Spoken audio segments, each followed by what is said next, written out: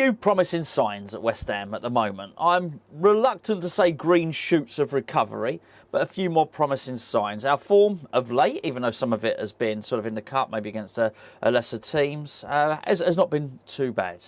Maybe the fixtures have fallen kindly for us. That's not a problem. How many times in the past have we thought that West Ham's fixtures have fallen really unfavourably?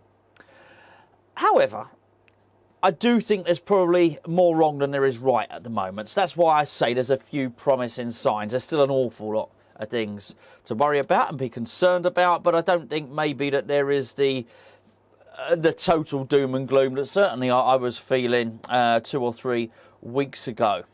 We shouldn't be down the bottom where we are. You shouldn't have a spend like West Ham have had close to 200 million amongst the top, whatever it is, the top 3 or 4 clubs in Europe and be down where we are. If that's happening, something's gone wrong. Either be it in the recruitment process, either tactically, them not being able to settle, in which case it's still the recruitment process. What you're doing, highlighting and bringing in players who are not going to settle. But the whole lot. Something is wrong when you spend that amount of money and you're as bad as we have been this season.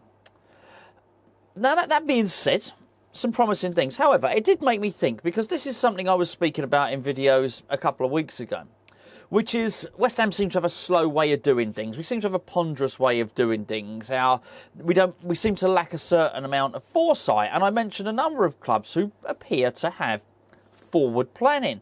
They appear to look at the now, look at the future, and they have a really clear and concise strategy. There's no point me naming the clubs. We've been through it. We've done it to death. You know who they are.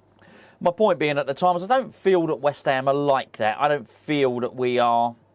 I think we're reactionary. I think we stumble. I think our recruitment sometimes lacks imagination, both from the manager in terms of players he selects, and also in terms of the board and the managers that they select. As I say, the trend appears to have been bucked. Nathan Gerd, that's a really good sign, and we needed to see it. Maybe Paqueta comes good. However, this is my point. Strategy. And actually, when I looked at it, and whilst it's good we got the result in terms of the draw against Newcastle, I feel it's left us in something of a bit of a tricky spot, actually. In many respects, I think it's left us in limbo. Because it's almost impossible now for us to plan or strategise in anything, both at managerial level in terms of recruiting the players, but also in terms of boardroom level, because let's be honest, none of us know what the composition of the management team is going to be next season, what the composition of the boardroom is going to be next season, and even what division West Ham are going to be in. Now, I know Gio did his video a few days ago about West Ham preparing for relegation. Maybe we are, maybe we aren't. I don't know. I just don't know. What I do know is we can't really do any sort of planning at all. Because by retaining David Moyes, and it might come good, as I say, I do think if David Moyes rescues West Ham, we go on to have a good season, we go on to finish, somewhere near the top half or whatever, even 11th, 12th, something like that, and we were to win that Conference League, you would have to say, and I certainly would, well done, board directors. Well done, David Sullivan, for holding your nerve when everyone else wanted him sacked, me included. Well done. You were right, I was wrong. I'll be really, really happy to say that. That being said, I still think because they haven't got rid of him, they're in a position where they can't really properly financially back him. For 2 reasons. Number 1, they don't know if he's going to be here next season. Number 2, whilst the Gerd might have come good, it's hard to make the case that all his signings have worked out. Now, I know, people often make the comparison when anyone gets signings wrong. Well, even Alec Ferguson used to get signings wrong. He did. He absolutely did. And nobody gets them all right. However, we've spent big money and these ones needed to be good. Manchester United could go and buy a Sebastian Veron for whatever, I can't remember what he was, millions, 30 million, whatever he might have been, and get it wrong. That's fine. Do you know what? It's just another 30 million and another 30 million. West Ham can't do it. We already massively suffered because of Sebastian Haller and because of Felipe Anderson. How good is it to see Haller back, by the way? But we can't afford to do it. And so that's a real problem for us if we waste our money. And I think if I were the board looking at David Moyes, I'd be thinking, well, number 1, I don't know if you're here. Number 2, I'm not sure I'm going to give you the money. So David Moyes can make all the transfer lists he wants. David Moyes can say, I want this player, that player, and someone else as well. are we actually going to be able to plan for it? And this is where it gets interesting. Because if we're not sure and the board are not sure, then you can be certain that the agents are also not sure. So if you're a player, would you want to come to West Ham at the moment, irrespective of that we might be down near the bottom, and even if we won our next game, all right, and let's say we were, whatever, 14th or whatever, something like that, would you still want to come to West Ham? You'd want to know answers. You'd want to know some form of certainty, and I think this is going to stop us from planning. And it's going to become a little bit of a hindrance. And I do wonder if we then get to the end of next season, or the end of this season, sorry, the start of next season, without any clear strategy, which immediately puts you at a disadvantage to those other clubs like Brighton and Brentford and clubs like that, who clearly know what they're going to do. I'll tell you what, both those clubs know who they're going to sign next season. Brighton may well sold a lad to Arsenal, came in for him. What's he does? Calcedo, is that his name? Calcedo, whatever his name is. Almost went to Arsenal, didn't go. Probably will. He's going to be off. Wherever he goes, he's going to be off. I'll tell you now, Brighton know exactly who his replacement is already. Brighton know who their manager's going to be. Brighton know exactly what they're doing. They know their right back's going to be. They know their left back's going to be. They know if they sell their right winger, who he's going to be replaced with. Clear strategy. Having that sort of strategy gives you an advantage over a club like West Ham, who don't know who their board are going to be, who don't know who their manager's going to be, and because of that, they're not going to be able to forward plan with players. Somebody made a really good point a few weeks ago. Said, do you think that David Moyes or West Ham would be in a better position if David Moyes had got all his top targets, basically, if he'd have got a Gerd, Nana and Jesse Lingard? And I think the situation is yes. So don't get me wrong, but no manager gets all their top targets. You have to make do with what you got. And what David Moyes said about Lucas Paqueta, which is basically David Moyes went away to the World Cup and then realised Lucas Paqueta wasn't a number 10, is slightly concerning.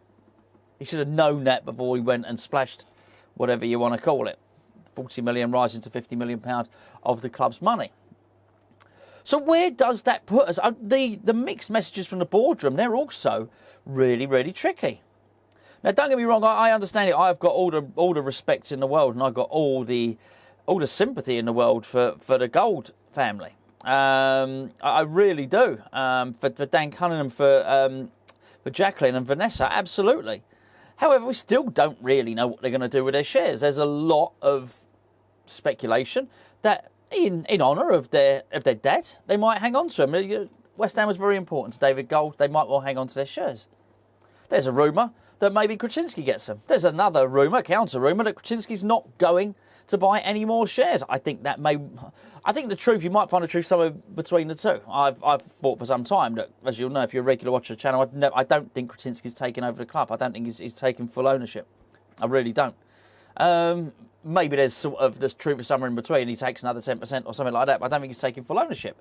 I think he bought them as investment, the shares, so that somebody else can come in and take over. So maybe someone buys David Gold's shares.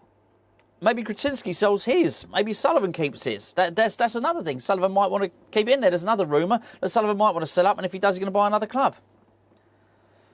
Probably what I do think is best for everybody, because that sounds very, very fragmented. It's very convoluted, isn't it? And I think if that's the case, then it's so tenuous. I think what we probably need to do is get one almost benevolent dictator in that sense, to have one. Too many chefs, isn't it, basically, otherwise? But basically to have one clear and concise leader of the club who's going to take us in a certain direction. But even when you do that, it takes time. Best will in the world. Look at Todd Bowley coming in at Chelsea. He's got a plan, but it's going to take a long time to establish. He's got all the money in the world, much more money than West Ham have got, yet there he is. He's struggling. And he's struggling because he's attempting a whole new overhaul. So even once we've established what the direction of travel might be, we still then have to implement a strategy. Something that's going to say, OK, well, we want this manager, and this manager's then going to want to come in and want to sign these players. And who's going to be the owner of the club? We don't know, and I can't help but think it does leave us at a massive, massive disadvantage. So I think what we're doing at the moment is, I think we were drowning, now we're treading water. But so I'm going to rinse this analogy, there you go, for all it's worth. You know, we're still not swimming in the right direction. I don't even know where we're swimming. And this is a problem for us. Because at the moment, as I say, there are other clubs who are after other players. So you've only got to look. How are we meant to strategise with Vladimir Soufal? His contract's out up the end. Can we honestly offer him a new deal? We don't know who the manager's going to be. How can we? How can the owners offer him a new deal? Ben Johnson, it looks like he's going to feature in the next few games. He might well be in a position where he could make a real claim for that right centre-back spot if David Moyes is going to persist with 3 centre-halves. If he does, what about his contract? He needs a new contract as well. Who's going to give him one? Do we wait for the manager to say yes? Do the board give him one? There are so many questions. So it's not just players coming in who are left with these issues where they don't know what the future of the club holds. But you've also got the ones at the club as well who don't know what's going to happen. You sort of can't blame Declan Rice for wanting out. And this is where it comes down to back him or sack him, which under normal circumstances would be right. So do you know what? If you're going to keep him, fine, carry on Moyes. I don't know how much money you can give somebody that spent that much money, but carry on Moyes, build the team in the image that you want. But my words, we really do need to recruit a new right back. But that new right back that we might want, that you might have spotted, that you know that whoever it might be, a right back that plays in the Bundesliga, it's actually the other clubs that are going to be able to go and get him. Because we can't even really make a coherent decision unless that actually we do know, not you and I, but actually we know who the next owner is going to be. And I suspect this might be the case.